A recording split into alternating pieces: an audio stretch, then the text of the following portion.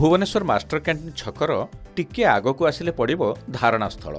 ठीक ता पूर्वरु जने कदली व्यवसायी गोटे ट्रली रे दुई कांदी कदली ओहळै थांती आउ ट्रली उपरे केते फेणा कदली रखि थांती। सेपटे जने लोक ट्रली निकटरे ठिया होई कदलीर दाम पचारु थांती। तापरे गोटिए फेणा कदली हातरे धरी पकेट्रे अन्य हाथ पुराई दोकानी को टंका देवा पई उद्यम करुथांती। तेबे हठात कौन हैला केजाणी दूर जाउथिबा जने स्त्रीलोक पछरे से दौड़ले। किछि बाट जाई महिला जनक अटकाइले। महिला जनक अटकिले नाही, हाथ छिंचाड़ी पुणी चली जावाकू बाहरले। पुरुष लोकटी बहुत बुझाउ थांती।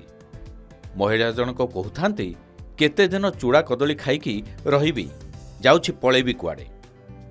एतिकी कथा सुनी पुरुष जनक कहिले हो रह, आज दिनक परे ग्यास आसिबो। महिला जनक न शुणी दौड़ले। हेले देखागला दूर अनेक लोक छता धरी बसी धारणा देई दाबी उपस्थापन करुथिले आउ निज हक पाई भाषण देउथिबार शुभुथाए। महिला जनक सेमानकु अतिक्रम करी गोटे टेंट पछ पाखकु जिबाकु लागिले।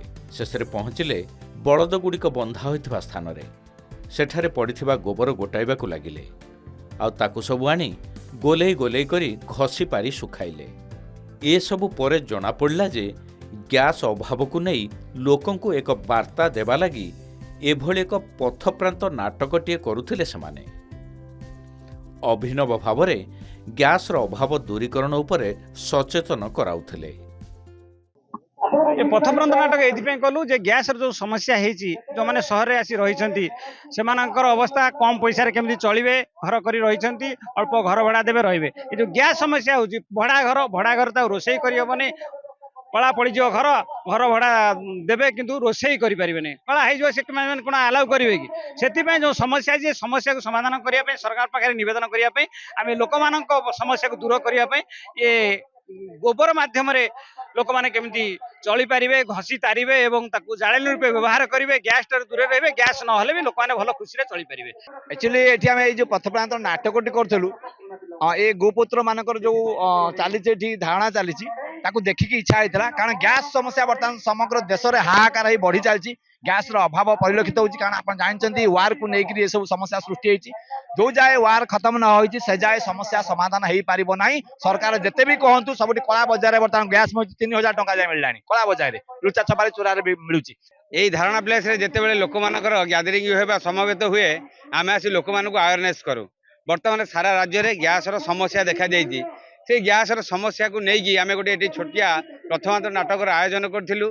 से आयोजन लोक मानक आमे सचेतन करछु समस्ते गैस ऊपर निर्भर करंतु नाही। एक तो स्टोव आगुर किरोसिन मिलुथला, एबे किरोसिन मिलुनी, स्टोव नाही। द्वितीय कथा हला इंडक्शन कुकुर भी मिलुनी आपण मानकु। तृतीय कथा हला जाळेनी काठ भी मिलुनी। चतुर्थ कथा हला गैस मिलुनी। तेणु आमे कहिया कथा एठी आमे पहुंचला बेलकु देखिलु गोमित्र माने धारणा देइचंदी। आमको भल लगिला ये गोमित्र को नहीं गोटे छोटिया नाटक करने जेहेतु गोबर आमर हूँ सबुठ भल जिनिस, सबूर पवित्र कम गोबर लगे एवं गोबर आमर जाले हिसाब से आम व्यवहार करूँ। ये आम लोक मान कहूँ जेहेतु आप गाँव में रोचे सहर रोचे समस्ते आटलिस्ट गोटे गोटे गाई बलद पालन करूँ। युद्ध पाई तेल दर बढ़ीगला, तेबे ग्यास अभाव समस्त को बाधुछि। घर लोकंठू आरंभ करी दुकान बजार और होटेल जाए सबुठी समस्त जाळेनी गैस रे अभ्यस्त। एबे तार अकाल पड़िछि। तेणु लोकंकु पुणी पुराणा व्यवस्था को फेरिबा पई वंदे मातरम संगठन पक्षरु एभली एक पथप्रांत नाटकर आयोजन करा जायथिला।